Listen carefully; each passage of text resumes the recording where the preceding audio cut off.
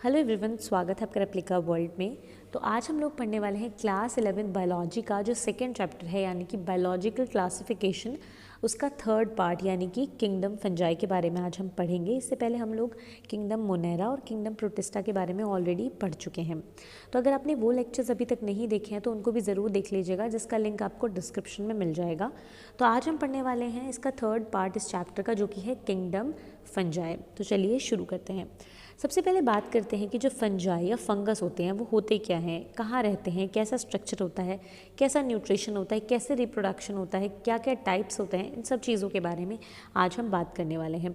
तो फंजाई, जिसको हिंदी में हम कई बार फूई कह देते हैं, है ना। तो आपने देखा होगा कि जैसे कोई फूड आइटम जो होता है, जब हम उसको बाहर छोड़ देते हैं या फ्रिज में भी काफ़ी दिन तक वो मॉइस्ट कंडीशन में पड़ा रहता है, तो उसके ऊपर सफ़ेद रंग की, हरे रंग की या इस तरीके की आपको फूई दिखती है, जिसको हम कहते हैं कि अरे इसमें तो फंगस लग गई या ये चीज़ तो सड़ गई। जैसे आपने देखा होगा नींबू को या फिर ब्रेड को या किसी भी चीज़ को हम ज़्यादा टाइम तक छोड़ देते हैं तो उसके ऊपर फूई लग जाती है, या कहें जिसको फंजाई लग जाती है। तो वही फंजाई आज हमें जानना है कि वो फंजाई जो होती हैं या और भी जो फंजाई होती हैं उनके बारे में आज हमें देखना है कि क्या क्या चीज़ें होती हैं। तो हैबिटाट की अगर बात करते हैं, मतलब कहाँ ये पाई जाती हैं, तो फंजाई जो होती हैं ज़्यादातर वार्म और ह्यूमिड कंडीशंस में मिलती है, मतलब गर्म और नमी वाली जगहों पर फंजाई जो है मिलती हैं। फंजाई जो होती हैं मेनली सेप्रोफिटिक होती हैं, मतलब कि डेड और डिके सब्सटेंसेस से ही अपना न्यूट्रिशन गेन करती हैं, और रॉटन फ्रूट्स, ब्रेड मोल्ड, इन सब जगहों पर देखने को मिलती है। कुछ फंजाई हमारे पैरासिटिक भी होते हैं। स्ट्रक्चर की अगर बात करते हैं तो ज़्यादातर जो फंजाई होते हैं वो मल्टी सेलुलर और फिलामेंटस होते हैं, यानी कि बहुत सारे सेल्स होते हैं उनके अंदर, यानी मल्टी सेलुलर है, एक से ज़्यादा सेल्स हैं, और फिलामेंट्स की फॉर्म में होते हैं, धागे की फॉर्म में उनका स्ट्रक्चर होता है। आपने देखा भी होगा कि जो फूई होती है वो किस तरीके की होती है। बट यहाँ पे एक एक्सेप्शन है, ईस्ट एक ऐसा फंजाई है जो कि यूनिसेलुलर होता है। इसके अलावा जितने भी फंजाई होते हैं वो मल्टी सेलुलर और फिलामेंटस स्ट्रक्चर के होते हैं, जबकि ये यूनिसेलुलर होता है। फंजाई का जो स्ट्रक्चर है, जो हम बात कर रहे हैं मल्टी सेलुलर फिलामेंटस फंजाई की, अगर उनकी बात करें तो उनका जो स्ट्रक्चर होता है वो थ्रेड लाइक स्ट्रक्चर से मिलकर बना हुआ होता है, और ये जो थ्रेड लाइक स्ट्रक्चर्स होते हैं इनको हाइफे कहा जाता है। हाइफे का जो नेटवर्क होता है उसको हम माइसीलियम कहते हैं। कहने का मतलब है एक अगर थ्रेड है तो उसको हम हाइफे कहेंगे, जब वैसे ही बहुत सारे थ्रेड एक साथ होंगे तो उसको हम माइसीलियम कहेंगे। ठीक है। सबसे पहले हम हाइफे की अगर बात करें तो दो टाइप के हाइफे होते हैं। ए सेप्टेट हाइफे, मतलब जिसमें कि कोई भी पार्टीशंस ना हो हाइफे में, ए सेप्टेट। ऐसे जो हाइफे होते हैं वो ए सेप्टेट होते हैं, साथ साथ में मल्टी न्यूक्लिएट होते हैं, मतलब बहुत सारे न्यूक्लियस उनमें प्रेजेंट होते हैं, जैसे कि आप इस डायग्राम में भी देख सकते हैं। इनको सिनोसिटिक हाइफे भी कहा जाता है। ठीक है। इनमें क्या होता है, कोई भी डिविजन्स नहीं है बीच में इस हाइफे के, और बहुत सारे इसके अंदर न्यूक्लियस हैं। This is also known as coenocytic condition. दूसरे टाइप के जो हाइफे होते हैं उनको हम सेप्टेट हाइफे कहते हैं। सेप्टेट हाइफे जो होते हैं वो सेप्टेट और ब्रांच्ड होते हैं ज़्यादातर। सेप्टेट का मतलब है इनके बीच में डिविजन्स होते हैं, जैसे कि आप इस डायग्राम में भी देख सकते हैं, और इसमें भी न्यूक्लियस बहुत सारे होते हैं हालांकि, बट ये सेप्टेट होते हैं, मतलब कि डिविजन्स होते हैं इसमें। अगर माइसीलियम की बात करें, जो कि हाइफे के ग्रुप को हम बोलते हैं माइसीलियम। माइसीलियम कितने टाइप का होता है, एक तो नॉर्मल माइसीलियम होता है जिसको हम हॉरिजॉन्टल माइसीलियम भी कहते हैं, जो कि आप सबसे ऊपर वाले डायग्राम में देख सकते हैं। हॉरिजॉन्टली बहुत सारे ये थ्रेड्स का ग्रुप है, this is known as horizontal या नॉर्मल माइसीलियम। फिर माइसीलियम वर्टिकल भी होते हैं, यानी ऊपर से नीचे की तरफ भी ग्रो करते हैं। ऐसे जो माइसीलियम्स होते हैं उनको फ्रूटिंग बॉडीज़ कहा जाता है, और इनके ऊपर ही स्पोर्स बनते हैं, यानी कि स्पोर्स प्रोड्यूस होते हैं जिनसे कि रिप्रोडक्शन होता है फंजाई का। तो fruiting body is a type of mycelium जिसके ऊपर स्पोर्स लगते हैं। जो नेक्स्ट तरीके का माइसीलियम है वो है होस्टोरिया। होस्टोरिया माइसीलियम जो होता है वो जो पैरासिटिक फंजाई होता है उनके अंदर इस टाइप का माइसीलियम मिलता है, और ये इस माइसीलियम को होस्ट के सेल के अंदर डालते हैं और वहाँ से न्यूट्रिशन को एब्जॉर्ब करते हैं, यानी कि फूड एब्जॉर्प्शन करने का काम करते हैं। उसके बाद हम स्ट्रक्चर के बाद चलते हैं न्यूट्रिशन पे, कि जो फंजाई होते हैं वो अपना न्यूट्रिशन कैसे गेन करते हैं। तो फंजाई बेसिकली तीन तरीके के न्यूट्रिशन शो करते हैं। पहला है सेप्रोफिटिक न्यूट्रिशन। सेप्रोफिटिक न्यूट्रिशन का मतलब है कि ये जो फंजाई हैं जो कि सेप्रोफिटिक न्यूट्रिशन को फॉलो करते हैं, ये क्या करते हैं, जो भी डेड और डिके सब्सटेंसेस हैं उनके ऑर्गेनिक मैटर को एज अ फूड कंज्यूम करते हैं। मतलब इनका जो फूड है वो डेड डिके सब्सटेंसेस का ऑर्गेनिक मैटर है। नेक्स्ट जो आता है वो आते हैं हमारे पैरासिटिक फंजाई, यानी कि जो परजीवी होते हैं, जो कि दूसरों की बॉडी पर रहते हैं, दूसरों की बॉडी में रहते हैं और दूसरों को हार्म करते हैं अपना न्यूट्रिशन गेन करने के लिए, उनको पैरासाइट्स कहते हैं। तो कुछ फंजाई भी पैरासिटिक होती हैं और ये जो पैरासिटिक फंजाई होते हैं ये डिजीज़ कॉजिंग होती हैं। ये प्लांट्स और एनिमल्स में अगर रहेंगे तो डिजीज़ कॉज करेंगे। जैसे प्लांट्स के अंदर डिजीज़ होती है स्मट डिजीज़, रस्ट डिजीज़, ये सब फंजाई के कारण ही होती है। जैसे ह्यूमन बींग्स में एक डिजीज़ होती है जिसको एस्परजिलोसिस बोलते हैं, जो एस्परजिलस फंजाई की वजह से होती है। सिम्बायोटिक तरीके से भी ये रहते हैं। सिम्बायोटिक रिलेशनशिप का मतलब होता है कि आपस में एक दूसरे का फ़ायदा हो, इसलिए वो एक साथ रह रहे हैं। म्यूचुअल रिलेशनशिप होती है दो ऑर्गेनिजम्स के बीच में, इसको सिम्बायोसिस कहते हैं या सिम्बायोटिक रिलेशनशिप कहते हैं। फंजाई की अगर सिम्बायोटिक रिलेशनशिप की बात करते हैं तो ये दो तरीके के सिम्बायोटिक रिलेशनशिप्स बनाता है। पहला है लाइकेंस। लाइकेंस जो होते हैं वो म्यूचुअल एसोसिएशन होता है एल्गी और फंजाई के बीच में। एल्गी और फंजाई एक साथ रहते हैं और आप देख के नहीं बता सकते कि दो अलग अलग तरीके के ऑर्गेनिजम्स हैं। जो एल्गल पार्टनर होता है लाइकेन का, उसको फाइकोबायोन्ट कहा जाता है और ये फूड प्रिपेयर करने का काम करता है। इसके अलावा जो फंगल कंपोनेंट होता है उसको माइकोबायोन्ट कहा जाता है और ये शेल्टर प्रोवाइड करता है, साथ साथ में मिनरल्स और वाटर का एब्जॉर्प्शन भी करता है। दूसरे तरीके का जो सिम्बायोटिक एसोसिएशन है फंजाई का वो है mycorrhiza. Mycorrhiza is mutual association with plant roots, यानी कि फंजाई और प्लांट रूट के बीच में जो म्यूचुअल एसोसिएशन होता है उसको माइकोराइजा कहते हैं। माइकोराइजा का फ़ायदा क्या होता है कि प्लांट्स के जो रूट्स होते हैं तो उन रूट्स में जो फंजाई होते हैं वो नाइट्रोजन को फिक्स करते हैं प्लांट के लिए और उसके बदले में प्लांट्स उनको मिनरल्स वगैरह प्रोवाइड करता है, यानी कि न्यूट्रिशन प्रोवाइड करता है। नेक्स्ट टॉपिक है रिप्रोडक्शन। रिप्रोडक्शन जो टॉपिक है कि फंजाई किस तरीके से अपना नंबर बढ़ाते हैं, रिप्रोड्यूस करते हैं, तो उसके 2-3 तरीके हैं। वेजिटेटिव रिप्रोडक्शन भी है, एसेक्सुअल रिप्रोडक्शन भी है और सेक्सुअल रिप्रोडक्शन भी है। सबसे पहले बात करते हैं वेजिटेटिव रिप्रोडक्शन की। तो वेजिटेटिव रिप्रोडक्शन अलग अलग तरीके से होता है, जैसे फ्रेगमेंटेशन से भी होता है। फ्रेगमेंटेशन का मतलब कि जो फिलामेंट है, जो हाइफे है, वो डिवाइड हो जाएगा पार्ट्स में और हर एक जो पार्ट है वो एक नया फंजाई बना देगा। तो इस तरीके से फ्रेगमेंटेशन से फंजाई प्रोड्यूस करते हैं। इसके अलावा फिजन भी होता है, जिसमें कि एक सेल 2 सेल्स में डिवाइड हो जाता है या 2 से ज़्यादा सेल्स में डिवाइड हो जाता है। This is known as fission. इसके बाद आता है बडिंग। बडिंग क्या होता है? बडिंग का मतलब होता है ईस्ट में देखने को मिलता है ये। तो जैसे ईस्ट का एक सेल है, तो ईस्ट का जो ये सेल है, ईस्ट के इस सेल में क्या होता है, ऐसे करके एक आउटग्रोथ हो जाती है। फिर वो आउटग्रोथ बड़ी होती चली जाती है और उस आउटग्रोथ में और भी आउटग्रोथ्स आ जाती हैं। इनको बर्ड्स कहा जाता है। उसके बाद जब ये मैच्योर हो जाते हैं तो ये बर्ड्स अलग हो जाते हैं, इससे डिटैच हो जाते हैं और हर एक बर्ड एक नया ईस्ट बन जाता है। This is known as budding. ठीक है, इसको बडिंग कहा जाता है। तो इस तरीके के वेजिटेटिव रिप्रोडक्शंस यहाँ पे होते हैं। इसके बाद आता है एसेक्सुअल रिप्रोडक्शन। जो एसेक्सुअल रिप्रोडक्शन होता है वो फंजाई के अंदर स्पोर्स फॉर्मेशन के थ्रू होता है। एक्चुअली में जब फेवरेबल कंडीशंस होती हैं तब जो फंजाई होते हैं वो फ्रूटिंग बॉडीज़ बनाते हैं और उन फ्रूटिंग बॉडीज़ पे स्पोर्स लगते हैं। ये स्पोर्स जो होते हैं ये कैसे होते हैं? हैप्लॉइड होते हैं हमेशा, और स्पोर्स जब जर्मिनेट होते हैं तब क्या होता है कि नया जो फंजाई है वो बनता है। तो एक्चुअल में फ्रूटिंग बॉडीज़ तो फेवरेबल कंडीशंस में बन जाती हैं, बट जब अनफेवरेबल कंडीशंस होती हैं तब उन पे स्पोर्स आते हैं। और ये स्पोर्स इसलिए आते हैं ताकि जो अनफेवरेबल कंडीशन है, जो ऐसी कंडीशन जहाँ पे फंजाई सर्वाइव नहीं कर पा रहे, तो उसके स्पोर्स सर्वाइव कर जाएंगे, क्योंकि स्पोर्स एक रेजिस्टेंट स्ट्रक्चर होता है, उनके ऊपर इतनी हार्ड वॉल होती है कि उनको इन्वायरमेंट कंडीशन से ज़्यादा फर्क नहीं पड़ता। इस वजह से वो काफ़ी लंबे समय तक हॉस्टाइल कंडीशन यानी कि अनफेवरेबल कंडीशन में भी रह सकते हैं। तो जो स्पोर्स होते हैं वो अनफेवरेबल कंडीशन में ऐसे ही बने रहते हैं, जैसे फेवरेबल कंडीशन आती है वो जर्मिनेट कर जाते हैं और नया माइसीलियम बना देते हैं। ठीक है, अब यहाँ पे देखिए एक नोट भी है कि अगर माइसीलियम हैप्लॉइड होगा तो स्पोर फॉर्मेशन माइटोसिस के थ्रू होगा, और अगर माइसीलियम डिप्लॉइड होगा तो स्पोर फॉर्मेशन मियोसिस के थ्रू होगा। जैसे अभी मैंने ऊपर आपको बताया कि स्पोर्स हमेशा कैसे होंगे, स्पोर्स हमेशा हैप्लॉइड होंगे, यानी कि एन होंगे, एन नंबर ऑफ क्रोमोसोम्स होंगे, उसमें एक सिंगल सेट होगा क्रोमोसोम का।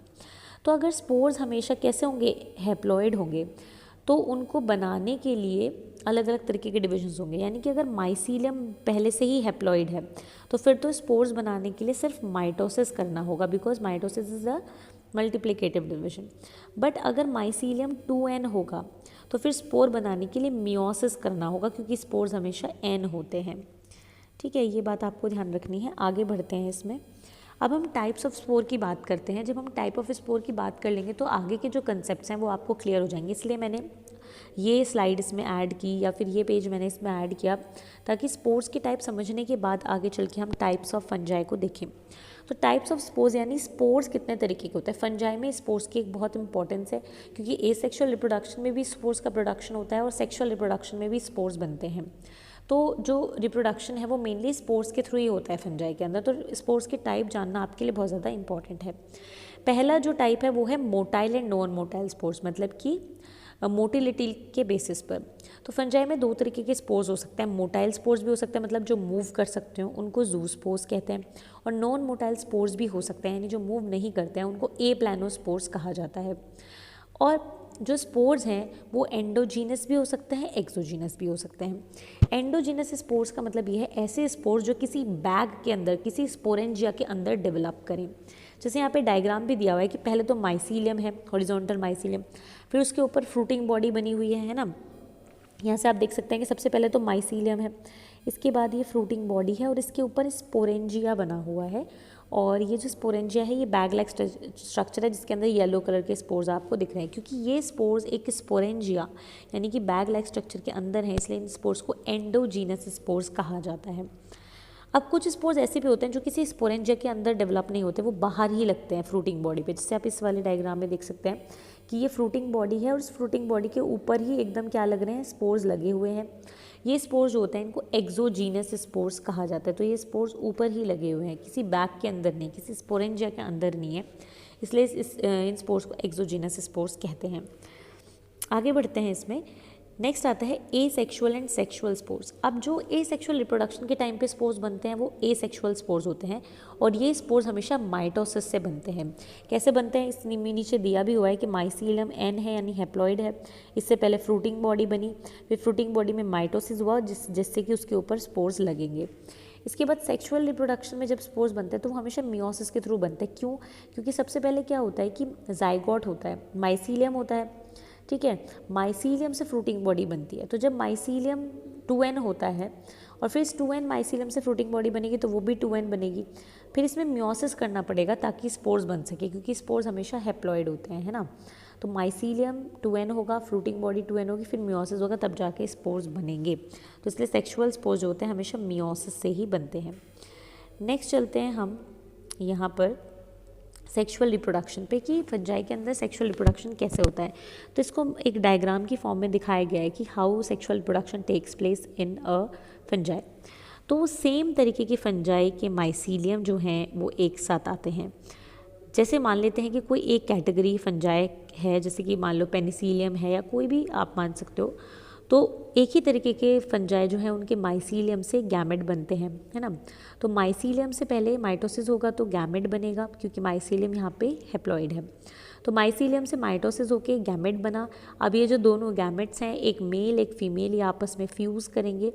तो फ्यूज़ करेंगे तो सबसे पहले इनका जो क्या है प्रोटोप्लाज्म है वो फ्यूज़ करेगा और न्यूक्लियस फ्यूज़ नहीं करेगा। तो सबसे पहला स्टेप होगा प्लाज्मोगैमी, जिसके अंदर प्रोटोप्लाज्म फ्यूज़ कर जाएगा, न्यूक्लियस फ्यूज़ नहीं करेगा। इस पहले स्टेप को बोलेंगे प्लाज्मोगैमी। प्लाज्मोगैमी होने के बाद क्या हुआ, एक सेल है और एक सेल के अंदर दो न्यूक्लियस है, क्योंकि सेल तो फ्यूज़ कर गए बट न्यूक्लियस फ्यूज़ नहीं किए। तो ये वाली जो स्टेजेस में एक सेल के अंदर दो न्यूक्लियस है, इसको बोलेंगे डाइकैरियन स्टेज, या हम इसको n+n स्टेज भी कह सकते हैं, क्योंकि दो न्यूक्लियस है n के। इसके बाद फिर इसमें कैरियोगैमी होगी, यानी न्यूक्लियस भी आपस में फ्यूज़ होंगे और फिर जाइगोट बन जाएगा which is a 2n for sure. उसके बाद जाइगोट में मियोसिस होगा जिससे कि स्पोर बनेंगे, और स्पोर फिर क्या करेंगे, जर्मिनेट होकर बनाएंगे mycelium. So this is sexual reproduction. तो हम कह सकते हैं कि सेक्सुअल रिप्रोडक्शन में 3 स्टेप्स होते हैं, प्लाज्मोगैमी, कैरियोगैमी एंड मियोसिस। इसके बाद पर एक यहाँ पे केस भी है कि कुछ फंजाई ऐसे होते हैं जिसमें डाइकैरियन स्टेज आती ही नहीं है, ठीक है, क्योंकि उनमें प्लाज्मोगैमी की एकदम बाद ही कैरियोगैमी हो जाती है। तो ऐसे जो फंजाई होते हैं वो लोअर फंजाई होते हैं, जिनको फाइकोमाइसिटीज भी कहा जाता है। इसके बारे में अब हम थोड़ी देर में पढ़ने वाले हैं। उसके बाद आता है क्लासिफिकेशन। हम फंजाई को क्लासीफाई कर सकते हैं, पर किस बेसिस पे करना है इस बात का भी ध्यान रखते हैं। तो सबसे पहले स्ट्रक्चर ऑफ माइसीलियम, माइसीलियम का स्ट्रक्चर कैसा है, फ्रूटिंग बॉडी कैसी है, ठीक है, और स्पोर्स कैसे हैं, इन सब चीज़ों का ध्यान रखते हुए यहाँ पे क्लासीफाई किया जाता है। On the basis of reproduction भी किया जाता है कि सेक्सुअल रिप्रोडक्शन है या नहीं है, ठीक है, अब हम एक तरीके का क्लासिफिकेशन देखते हैं which is based on the presence और absence of reproduction and the type of hyphae. तो सबसे पहले अगर हम रिप्रोडक्शन के बेसिस बात करें कि सेक्सुअल रिप्रोडक्शन है या नहीं, तो कुछ ऐसे फंजाई होते हैं जिसमें सेक्सुअल रिप्रोडक्शन एब्सेंट होता है, उनको कहा जाता है ड्यूटेरोमाइसिटीज़। तो सेक्सुअल रिप्रोडक्शन एब्सेंट होता है ड्यूटेरोमाइसिटीज़, क्लास ड्यूटेरोमाइसिटीज़ में। उसके बाद कुछ फंजाई ऐसे होते हैं जिसमें सेक्सुअल रिप्रोडक्शन प्रेजेंट होता है, उनको भी फर्दर 2 टाइप में डिवाइड किया गया है, लोअर फंजाई और हायर फंजाई। लोअर फंजाई में आते हैं फाइकोमाइसिटीज़ और हायर फंजाई में आते हैं एस्कोमाइसिटीज़ और बेसिडियोमाइसिटीज़। लोअर फंजाई का जो हाइफे होता है वो एसेप्टेट होता है, मतलब उसमें कोई सेप्टा नहीं होता, सिनोसिटिक होता है, मतलब कि बहुत सारे न्यूक्लियस होते हैं। तो इस तरीके से ये क्या हो गया, क्लासिफिकेशन हो गया। ये क्लासेस हैं फंजाई की, ड्यूट्रोमाइसिटीज़, फाइकोमाइसिटीज़, एस्कोमाइसिटीज़ एंड बेसिडियोमाइसिटीज़। अब एक एक करके इनको सबको समझ लेते हैं। सबसे पहले बात करते हैं फाइकोमाइसिटीज़ की। तो फाइकोमाइसिटीज़ के कुछ एग्जांपल्स दिए हुए हैं एनसीईआरटी में which is very important to memorise. Rhizopus albugo mucor, आप इसको राम से भी याद कर सकते हैं, राम। ठीक है, कैसे, R for Rhizopus, A for Albugo and M for Mucor. ठीक है, राइजोपस एल्ब्यूगो म्यूकर, ये इसके एग्जाम्पल हैं फाइकोमाइसिटीज़ के। फाइकोमाइसिटीज़ को एक लोअर फंजाई कहा जाता है। ठीक है, सबसे पहले हम हैबिटेट की बात करते हैं कि ये कहाँ मिलते हैं। हैबिटेट की अगर बात करते हैं तो डिकेइंग वुड पर मिल जाएंगे आपको, ये डेड सब्सटेंसेस पर मिल जाएंगे, एक्वेटिक इन्वायरमेंट में मिल जाएंगे, या एज अ ऑब्लिगेट पैरासाइट भी मिल जाएंगे, मतलब कि एज अ पैरासाइट के फॉर्म में भी मिल जाएंगे। अगर हम स्ट्रक्चर की बात करते हैं तो एसेप्टेट फंजाई होता है, मतलब कोई भी डिवीजन नहीं होता फंजाई में, और सिनोसिटिक हाइफे होता है, यानी कि इसमें बहुत सारे न्यूक्लियस होते हैं। अगर न्यूट्रिशन की बात करते हैं तो तीनों तरीके का मिलता है, पैरासिटिक, सेप्रोफिटिक और सिम्बायोटिक। ठीक है, रिप्रोडक्शन की बात करते हैं तो वेजिटेटिव रिप्रोडक्शन फ्रेगमेंटेशन से होता है, और एसेक्सुअल रिप्रोडक्शन की बात करें तो ये स्पोर्स के थ्रू होता है। अब कैसे होता है, तो अगर हम फाइकोमाइसिटीज़ में बात करें तो सबसे पहले क्या होता है, जो माइसीलियम है विच इज़ हैप्लॉइड, उस माइसीलियम के ऊपर फ्रूटिंग बॉडी बनती है, यानी वर्टिकल माइसीलियम बनता है, जिसके ऊपर स्पोरेंजिया डेवलप होता है, यानी कि जो कि एक बैग लाइक स्ट्रक्चर है, और फिर उस बैग लाइक स्ट्रक्चर यानी स्पोरेंजिया में अंदर स्पोर्स बनते हैं। ठीक है, तो ये जो स्पोर्स होते हैं, जब ये इस स्पोरेंजिया से बाहर आते हैं तो तब जाके ये फेवरेबल कंडीशन में जर्मिनेट करते हैं। ये जो स्पोर्स हैं ये मोटाइल भी हो सकते हैं, नॉन मोटाइल भी हो सकते हैं, बट एक बात बहुत ज़रूरी है कि ये स्पोर्स कैसे हैं, एंडोजीनियस स्पोर्स है, बिकॉज ये स्पोरेंजिया के अंदर बन रहे हैं। सेक्सुअल रिप्रोडक्शन की अगर बात करते हैं तो सेक्सुअल रिप्रोडक्शन जो है उसमें जो गैमेट्स हैं वो कैसे हो सकते हैं, तीनों तरीके के हो सकते हैं। आइसोगैमेट्स भी हो सकते हैं, मतलब सेम साइज़ बिल्कुल एक जैसे, एनाइसोगैमेट्स भी हो सकते हैं डिफरेंट साइज़ के, वो गैमेट्स भी हो सकते हैं जिसमें फीमेल गैमेट बड़ा और नॉन मोटाइल होता है, जबकि मेल गैमेट जो होता है छोटा और मोटाइल होता है, एक्टिव होता है। ठीक है, अगर रिप्रोडक्शन की बात करते हैं किस तरीके से होगा, तो देखिए डायग्रामेटिकली समझाया हुआ है कि पहले एक माइसीलियम है विच इज़ हैप्लॉइड, इससे गैमेट बनेगा। अब मुझे बताइए गैमेट कौन से डिवीजन से बनेगा, मियोसिस से कि माइटोसिस से? यहाँ पर बनेगा माइटोसिस से, क्योंकि माइसीलियम ऑलरेडी हैप्लॉइड है तो उससे गैमेट भी हैप्लॉइड बनेगा, इसलिए हमें रिडक्शन डिवीजन यानी मियोसिस की ज़रूरत नहीं है, यहाँ पे माइटोसिस से ही काम चल जाएगा। तो पहले माइसीलियम से गैमेट बनेगा, इसी तरीके से जो सेम कैटेगरी के फंजाई हैं उसका दूसरा माइसीलियम होगा, उससे गैमेट बनेगा, फिर ये दोनों गैमेट आपस में फ्यूज़ करेंगे जिससे जाइगोट बनेगा। अब यहाँ पे डाइकैरियोन स्टेज का कोई सीन नहीं है, जैसे ही प्रोटोप्लाज्म फ्यूज़ करेगा वैसे ही एकदम से न्यूक्लियस भी फ्यूज़ कर जाएगा और सीधा जाइगोट बनेगा। फिर ये जो जाइगोट है जो कि अब डिप्लॉयड हो गया है, इसके ऊपर एक थिक वॉल बनना शुरू हो जाएगी, और अब इस जाइगोट को हम जाइगोस्पोर कहेंगे because it is zygote with thick wall. Zygospore जो है उसमें मियोसिस होगा, और जब वो अभी 2n था अब उसके अंदर n यानी कि हैप्लॉइड सेट वाले स्पोर्स बनने लग जाएंगे, और अब ये जो स्पोर्स हैं जब इनको फेवरेबल कंडीशन मिलेगी तो ये शीट फट जाएगी और यहाँ से स्पोर्स बाहर आ जाएंगे और जर्मिनेट करके दोबारा से माइसीलियम बना देंगे। अब जो इनकी सेक्सुअल स्पोर्स है वो कैसे हैं, वो एंडोजीनस हैं। सेक्सुअल स्पोर्स भी एंडोजीनस है क्योंकि ये जाइगोस्पोर के अंदर हैं। ठीक है, अब बात करते हैं हम इसके एग्जाम्पल की। तो अगर एग्जाम्पल की बात करें तो मैंने आपको ऊपर भी बताया था, Albugo, Rhizopus and Mucor. Albugo को वाइट रस्ट ऑफ क्रूसीफर्स भी कहा जाता है, राइजोपस को ब्रेड मोल्ड कहा जाता है, और म्यूकर को पिन मोल्ड भी कहा जाता है। म्यूकर सॉइल, डंग, वाटर, मॉइस्ट फूड्स में देखने को मिलता है। नेक्स्ट बात करते हैं एस्कोमाइसिटीज़ की, जिसको सेक फंजाई भी कहा जाता है। ये डंग पे ग्रो करते हैं, यानी गोबर पे ग्रो करते हैं, इसलिए इनको कॉर्पोरोफिलस भी कहा जाता है। डेड ऑर्गेनिक मैटर पे भी ग्रो करते हैं।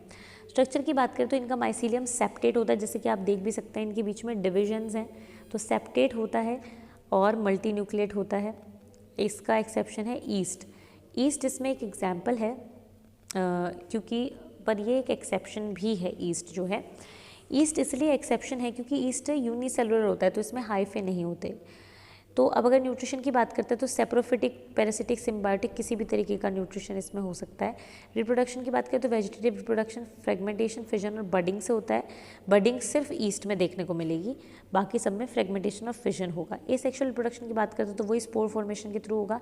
सबसे पहले माइसीलियम होगा जो कि हैप्लॉइड है, फिर उसके ऊपर फ्रूटिंग बॉडी बनेगी, फ्रूटिंग बॉडी के ऊपर स्पोर्स बनेंगे। ये जो स्पोर्स बनेंगे यहाँ पे इनको कोनिडिया कहा जाएगा, ठीक है। तो और जो ये फ्रूटिंग बॉडी होगी इसको कोनिडियोफोर कहेंगे। तो ये जो कोनिडिया है ये स्पोर्स हैं और ये कैसे हैं, हैप्लॉइड ही हैं, बट ये कैसे स्पोर्स हैं, एक्सोजीनस स्पोर हैं, किसी सैक के अंदर नहीं है, किसी बैग के अंदर नहीं है, बाहर है, ठीक है। ये है कोनिडिया। कोनिडिया क्योंकि नॉन मोटाइल हैं तो हम इनको ए प्लानोस्पोर की कैटेगरी में रखते हैं, क्योंकि हमें पता है ए प्लानोस्पोर मतलब जो नॉन मोटाइल स्पोर्स होते हैं उनकी नाम है उनकी कैटेगरी का ए प्लानोस्पोर्स। वैसे जो यहाँ पे स्पोर्स हैं वो हैं कोनिडिया। सेक्सुअल रिप्रोडक्शन की बात करते हैं तो यहाँ पे माइसीलियम से पहले गैमेट बनते हैं, ठीक है। उसके बाद वो गैमेट आपस में फ्यूज़ होते हैं, तो सबसे पहले प्रोटोप्लाज्म उनका फ्यूज़ होता है, यानी सेल्स तो दोनों फ्यूज़ हो जाते हैं। इस प्रोसेस को प्लाज्मोगैमी बोलते हैं। बट यहाँ पे न्यूक्लियस फ्यूज़ नहीं कर पाते, इसलिए डाइकैरियन स्टेज आती है, यानी एक सेल में 2 न्यूक्लियस आते हैं n+n। उसके बाद न्यूक्लियस भी फ्यूज़ कर जाते हैं कैरियोकाइनेसिस में और इस तरीके से जाइगोट बन जाता है। अभी जो जाइगोट है इसके अंदर माइटोसिस होता है और इसके ऊपर क्या बनती हैं, फ्रूटिंग बॉडीज़ बनती हैं। इसके ऊपर फ्रूटिंग बॉडीज़ बनती हैं, इन फ्रूटिंग बॉडीज़ को एस्कोकार्प कहते हैं। फिर इनके ऊपर स्ट्रक्चर्स बनते हैं कुछ जिसको एस्कस कहा जाता है। फिर इन एस्कस के अंदर मियोसिस होता है, बिकॉज अभी तक तो सब 2n ही चल रहा है कि जाइगोट 2n था, फिर उससे माइसीलियम 2n बना, फ्रूटिंग बॉडी 2n बनी यानी डिप्लॉयड बनी। उसके बाद जो एस्कस है वो भी 2n है। इसके अंदर क्या होगा, मियोसिस होगा, जिससे एक एस्कस के अंदर 4 स्पोर्स बनेंगे और इनको हम एस्कोस्पोर्स बोलेंगे। और जब एस्कोस्पोर्स बाहर आएंगे इससे तो ये जर्मिनेट करके दोबारा से माइसीलियम बनाएंगे। तो यहाँ पे अगर हम एस्कोस्पोर्स की बात करें तो ये सेक्सुअल रिप्रोडक्शन इनमें एक्सोजीनस होता है, जबकि सेक्सुअल रिप्रोडक्शन एंडोजीनस होता है। एग्जाम्पल की बात करते हैं ईस्ट, पेनिसिलियम, एस्परजिलस, क्लेविसेप्स, मॉयल्स, ट्रोफस जो एडिबल फंजाई होते हैं, न्यूरोस्पोरा जिसको जेनेटिक स्टडी और बायोकेमिकल स्टडी के लिए इस्तेमाल किया जाता है। नेक्स्ट आते हैं बेसिडियोमाइसिटीज़। बेसिडियोमाइसिटीज़ को शेल फंजाई या क्लब फंजाई भी बोला जाता है। जो आप मशरूम देखते हैं ना वो बेसिडियोमाइसिटीज़ का ही एक टाइप है। ये डिकेइंग सब्सटेंसेस पे यानी सड़ने वाले सब्सटेंसेस पे या वुडन लॉग्स पे ग्रो करते हैं। आपने देखा होगा कि कई बार ऐसे हार्ड फंजाई ग्रो हो जाती है जस्ट लाइक अ अम्ब्रेला वुडन चीज़ों पे, तो वो बेसिडियोमाइसिटीज़ ही होते हैं। स्ट्रक्चर की बात करें तो है हाइफे इनका सेप्टेट और ब्रांच होता है, जैसे ऊपर वाले का था। न्यूट्रिशन वही है, सेप्रोफिटिक, पैरासिटिक, सिम्बायोटिक। रिप्रोडक्शन की बात करते हैं तो वेजिटेटिव वही फ्रेगमेंटेशन से होता है। ए सेक्शुअल रिप्रोडक्शन इनमें एब्सेंट होता है, asexual reproduction is absent या asexual spores are absent. Sexual reproduction की बात करें तो इनके पास ना तो कोई सेक्स ऑर्गन होता है ना गैमेट होता है, फिर भी इनके अंदर सेक्शुअल रिप्रोडक्शन होता है फंजाई के फ्यूजन से, जो मतलब हाइफी के फ्यूजन से। तो जो सोमैटिक हाइफे होते हैं जो कि हैप्लॉइड हैं इस टाइम पे, वो एक साथ में फ्यूज़ कर जाते हैं और वो डाइकैरियोटिक हाइफे बनाते हैं, ठीक है। उसके बाद ये जो डाइकैरियोटिक हाइफे है ये बनता है डाइकैरियोटिक माइसीलियम, फिर इसके ऊपर फ्रूटिंग बॉडी बनती है, फिर यहाँ पे इस फ्रूटिंग बॉडी को बेसिडियोकार्प कहते हैं, फिर उसके ऊपर क्या लग जाते हैं, हमारे बेसिडियोस्पोर्स लग जाते हैं, ठीक है। यानी बेसिडियोस्पोर्स बन जाते हैं और ये बेसिडियोस्पोर्स जब बाहर निकलते हैं कहीं की इससे डिटैच होते हैं, एक माइसीलियम बना देते हैं। बेसिडियोस्पोर्स जो होते हैं वो एक्सोजीनस होते हैं, नॉन मोटाइल होते हैं और सेक्सुअल स्पोर्स होते हैं। एग्जाम्पल है toadstool, poisonous fungi, Agaricus mushroom, puff ball, Ustilago, smut disease जो कॉज करता है और पक्सीनिया जो रस्ट डिजीज़ कॉज करता है। नेक्स्ट आता है ड्यूट्रोमाइसिटीज़। ये फंजाई का लास्ट टाइप है। फंजाई इम्परफेक्टिस भी इसको बोलते हैं क्योंकि सेक्सुअल रिप्रोडक्शन पूरी तरीके से एब्सेंट होता है, अभी तक डिस्कवर नहीं हुआ है। एग्जाम्पल की बात हम यहाँ पे करते हैं तो ऑल्टरनेरिया कोलेटोट्राइकम जो कि red rod disease of sugar cane करता है, ट्राइकोडर्मा ये है। रिप्रोडक्शन फ्रेगमेंटेशन और कोनिडिया से हो सकता है, स्ट्रक्चर सेप्टेट हाइफे होता है। तो इस तरीके से ये हमने पढ़ लिया किसके बारे में, फंजाई के बारे में।